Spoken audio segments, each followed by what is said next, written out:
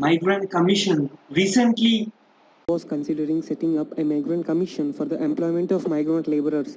It would work towards mapping the skills of these laborers. He also spoke of providing self-employment and setting up small-scale industries in villages.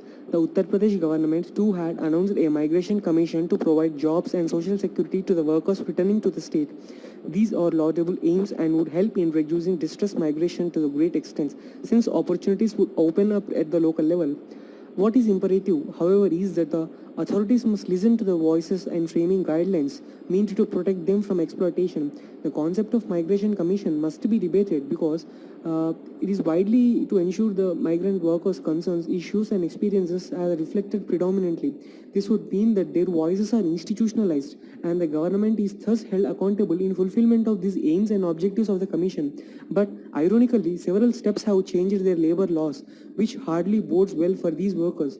The rationale behind these changes is that the industries need to get back on their feet after slumping during the lockdown, and labor laws only make this difficult.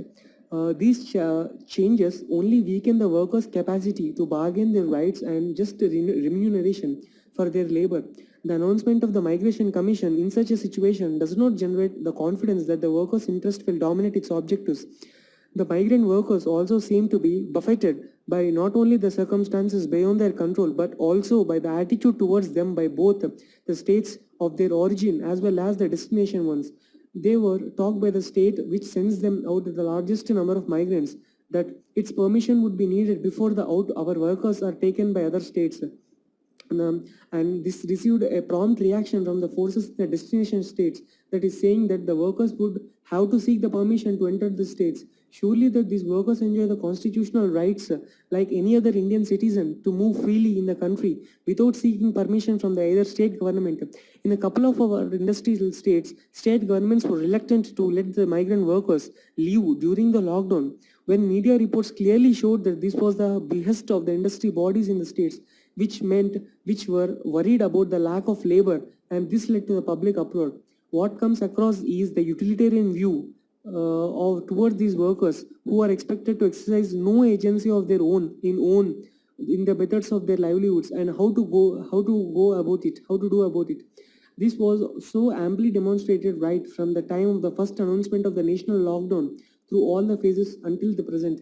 The media has begun reporting that sections of migrant workers still want to go back to their states where they were working. More importantly, these are reports of various industry bodies in several states that are paying flights and buses to bring back their workers from their homes. The agricultural economy's none too healthy state has been responsible in the first place in the largest measure for these workers seeking jobs in faraway cities, because to agricultural economy has been because it's no healthy of it sought under the work.